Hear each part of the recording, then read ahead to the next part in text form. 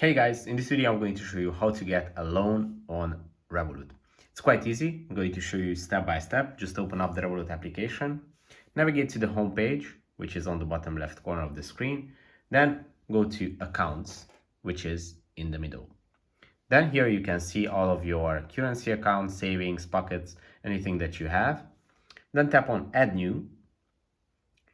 Then the last option is going to be credit, which you have to select, and select personal loan. And here you can read the terms. Obviously, be very careful.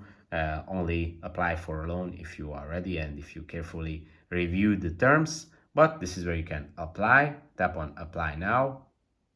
And then you have to add this few details, give them the amount that you want to request, and in a couple of minutes they are going to give you the feedback, and you can actually get your money the same day if they approve your loan. If this video was helpful for you, consider sending a super thanks donation.